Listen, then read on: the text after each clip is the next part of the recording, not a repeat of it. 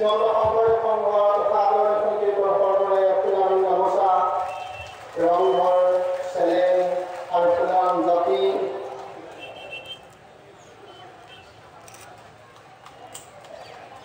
আৰু শ্ৰীমন্ত শংকৰদেৱ সংঘৰ ফালৰ পৰাও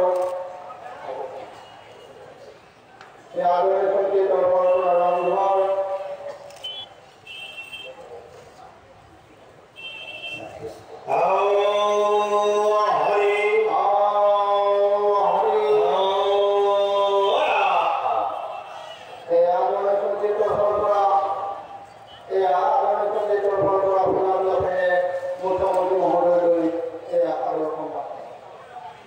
জয় গুরু শংকর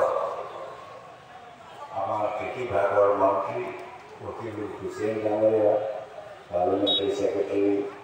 সুশান্ত বড়ভাই ডাঙরিয়া সকল শ্রদ্ধার মাতা অবঞ্জনাথ ডেকা পদাধিকার শ্রীমন্ত শংকর সংঘ আমার শ্রী বাবুলাল বড় ডাঙরিয়া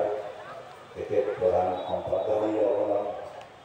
ভক্তসকলক সেৱা কৰিবলৈ পাই মই আনন্দিত হৈছোঁ আৰু এই ভক্তসকলে আজি প্ৰমাণ কৰিছে যে অসমত এটা আন্দোলন হৈছে সেই আন্দোলন হৈছে পৰিৱৰ্তনৰ আন্দোলন এই আন্দোলন হৈছে মহাপুৰুষ শংকৰদেৱৰ আদৰ্শৰ দ্বাৰা আমিও যাতে অসমত এখন সুন্দৰ এখন সমৃদ্ধি এখন ভাতৃত্বৰ সমাজ গঢ়ি তুলিম আমাৰ মাজত যাতে ভেদাভেদ আমি পাহৰি যাম ধৰ্মৰ নামতেই হওক ভাষাৰ নামতেই হওক জাতিৰ নামতেই হওক অঞ্চলৰ নামতে হওক এই ভেদাভেদ পাহৰি আমি আমাৰ শ্ৰীমন্ত শংকৰদেৱৰ যি আদৰ্শ সেই মানৱতাৰ আদৰ্শৰ দ্বাৰা আজি আমি এখন নতুন সমাজ গঢ়ি তুলিব বিচাৰিছোঁ আজি নতুন চাম যুৱকৰ মাজত যি উৎসাহ উদ্দীপনা দেখিছোঁ সেই দেখি আজি আনন্দিত হৈছোঁ যে আজিৰ এই 21 শতিকাটো আজি আমাৰ শ্ৰীমন্ত শংকৰদেৱৰ তেখেতৰ দৰ্শনেই হওক তেখেতৰ যি মৌলিক বিচাৰেই হওক সকলো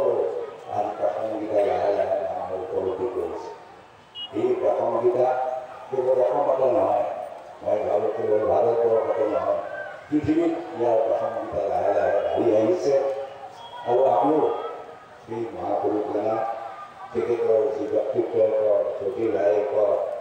সেই সকলো যদি আমি প্ৰচাৰ কৰিব পাৰোঁ নিশ্চয় পৃথিৱীতো আমি এখন সুন্দৰ সমাজ গঢ়িব পাৰোঁ তেখেতৰ আমিও যিবিলাক আজি আঁচনি লৈছোঁ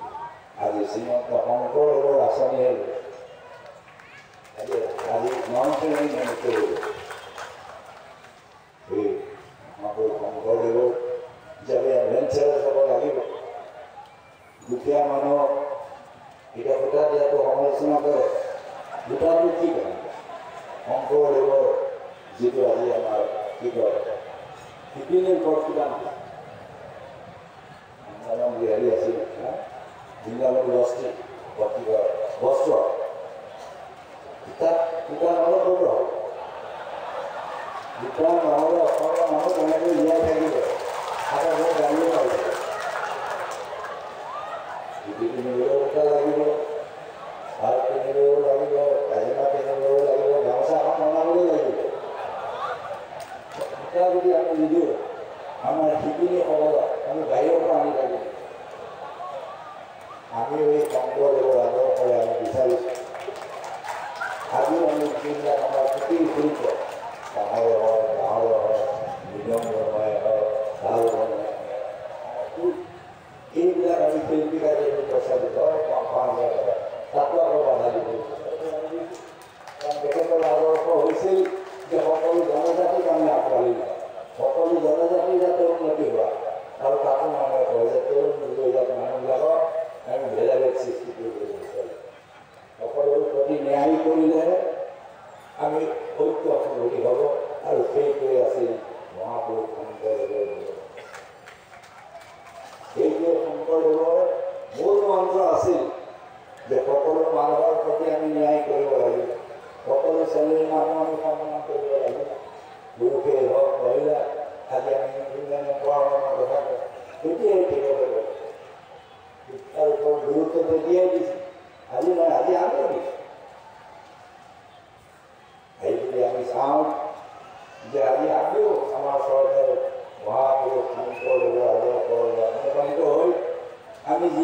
বাছনি কৰিছে সকলো দেখিব সেই তেখেতৰ আদৰ্শ আৰু মই সুখী যে মোকো তেখেতৰ প্ৰভাৱ বহুত কৰিছিল যাৰ প্ৰভাৱৰ কাৰণে আজি আমি এইখিনি কৰিছোঁ আৰু এইটো মোৰ তেখেতসকলৰ লগত সম্বন্ধ আছে কাৰণ মই তেখেতৰ মহাপুৰুষ শংকৰদেৱৰ যি আদৰ্শ যি আজি দৰ্শন সেই দৰ্শন আদৰ্শৰ দ্বাৰা মই বিখ্যাত কৰোঁ যে অসমৰ আৰু পৰিৱৰ্তন হ'ল অকল অসমৰ নহয় ভাৰতবৰ্ষৰ এই যদি মহাত্মা গান্ধী বুলি চাওঁ সেই মহাপুৰুষৰ আদৰ্শ নিশ্চয় আজিখন বিশ্ববিদ্যালয় পঢ়িবলৈ গৈছে মই তেখেতসকলক আজি ধন্যবাদ দিছোঁ আৰু আমিও বিচাৰিছোঁ এই বিশ্ববিদ্যালয় আজি অতি কম দিনৰ ভিতৰত যেনেকৈ কাম কৰি উঠিছে আজি মই ধৰিছোঁ মই পদাধিকাৰীয়ে হওক বিশ্ববিদ্যালয়ৰ লগত যিসকল জড়িত সকলোকে মই ধন্যবাদ জনাইছোঁ যে বিশ্ববিদ্যালয়খনে আজি মহাপুৰুষৰ আদৰ্শৰ দ্বাৰা মই ভাবোঁ সেই ধৰণৰ ছাবজেক্টেই হওক টেক্সটাইলৰে হওক ইঞ্জিনিয়াৰিঙে হওক টেকন'লজিয়ে হওক এই সকলোবিলাক ছাবজেক্ট যিবিলাক ছাবজেক্টে মাত্ৰ যুৱক যুৱতীসকলক কৰ্মসংস্থান দিব তেওঁলোকৰ আজিৰ যুগৰ খাপ খুৱাই আজিৰ যুগত খাপ খুৱাই যাবৰ কাৰণে সেই তেখেতৰ আদৰ্শটো কিন্তু মূল ফিলচফিটো তেখেতৰ আজি সেয়েহে আমিও এনে এখন এখন কৰিব বিচাৰিছোঁ যাৰ মূল ভেটি হ'ব শংকৰদেৱ মাধৱদেৱ বা শংকৰ মূল ভেটিটো হয় ওপৰৰ ফাউণ্ডেশ্যনটো হয়তো ধুনীয়া কৰিব লাগিব কাৰণ সমাজ কৰিব কিন্তু মূল ভেটিটো কিন্তু থাকিব শংকৰ মাধৱ ৰাজা আমি তেনে এখন অসম গঢ়িবলৈ বিচাৰিছোঁ অতীত অসমৰ যি আমাৰ সাহিত্য কলা সংস্কৃতিৰ ভিত্তিতে আমি এখন বাহিৰৰ পৰা সমাজখন সেই তেনে এখন সমাজ আমি কৰিব বিচাৰোঁ আমি নতুন সমাজ গঢ়িব বিচৰা নাই আমি পুৰণি সমাজখন আৰু বিকশিত কৰিব লাগিব পুৰণি সমাজখন যাতে আজিৰ যুগত খাপ খুৱাই নি আৰু সময়ৰ যুগত যাতে খাপ খুৱাই নি তেনে এখন আমি অসমৰ সমাজ গঢ়িবলৈ বিচাৰিছোঁ নিশ্চয় এই ক্ষেত্ৰত আজি আমাৰ যিসকল আজি এই সংঘৰ লগত জড়িত সকলোৱে তেখেতসকলে গৌৰৱান্বিত হ'ব আৰু আমিও আমাৰ ফালৰ পৰা আমি গৌৰৱান্বিত যাম আজি তাত আমি ভাবোঁ যে মই আজি কৈছোঁ চৰকাৰী ফালৰ পৰা আমি তাতে এটা ৰিচাৰ্চ চেণ্টাৰ চৰকাৰৰ ফালৰ পৰা বনাই দিম য'ত তাতে আমি দি দিম আমি ক'ত আমি আপোনালোকক দিম এইটো ৰিচাৰ্চ এইকেইটা চাকৰি মাছ লাগিলাৰ পিছত আৰু বেছি দি দিম আৰু মই সদায় থাকোঁ মুখ্যমন্ত্ৰী থাকোঁ নাথাকোঁ এই বিশ্ববিদ্যালয়ৰ লগত মই জড়িত হৈ থাকিম মই নিজে থাকিম আৰু সহায় কৰি গৈ থাকিম মাতক নেমাতক মই ভাবোঁ যে শংকৰদেৱৰ প্ৰতি আমাৰো দায়িত্ব আছে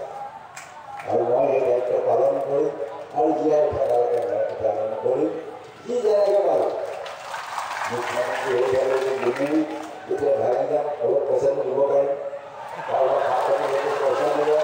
সেইখিনি কৰি থাকিম আৰু ইয়াতে তেখেতসকলে কৰিছে বিনামূলী কষ্ট ময়ে মোৰ প্ৰথম চাইছোঁ আৰু তেতিয়া মই কৈছোঁ আমি মিলিলৈ তেখেতসকলে অমান্তি মই এবাৰ লাগিলে অসমলৈ দেখুৱাইছে তাতে নেদেখুৱাই এই বছৰতে দেখুৱাইছে আৰু আগষ্ট মাহতে দেখুৱাব এতিয়াও ব্ৰিটিছ মিউজিয়াম গুৱাহাটীৰ মই জানো তেখেতে ক'লে নহয় মই কেতিয়া লণ্ডনতে ব্ৰিটিছ মিউজিয়ামত এতিয়া দেখুৱাই আছে সুবিধা পাওঁ তেতিয়াই মই ভক্তসকলৰ ওচৰত জানো কাৰণ ভক্তসকলৰ আজি শংকৰদেৱৰ ভক্তসকলৰ আমাক আশীৰ্বাদ দিছিল এই ভক্তসকলৰ আশীৰ্বাদৰ কাৰণে মই 3 মাহ মুখ্যমন্ত্ৰী হৈ আছোঁ সেইকাৰণে মই গৌৰৱ কৰোঁ মই কৃতজ্ঞতা স্বীকাৰ কৰোঁ আৰু ভৱিষ্যতে মই এই ভক্তসকলৰ আশীৰ্বাদ বিচাৰিছোঁ যাতে মই সেৱা কৰিব পাৰোঁ মুখ্যমন্ত্ৰী হওঁ নহওঁ পিছৰ কথা আচল কথা হৈছে মই ৰাইজক সেৱা কৰিব লাগিব যাতে এই শংকৰদেৱৰ মহাপুৰুষৰ যি আদৰ্শ সেই আদৰ্শৰ পৰা আমি যাতে নতুন সমাজ এখন সুন্দৰ সমাজ কৰিব পাৰোঁ এই দৰকাৰ কৰি সকলোৱে মোৰ কৃতজ্ঞতা বা শুভেচ্ছা জনাই মই বক্তব্য সামৰিছোঁ। জয় গুৰু।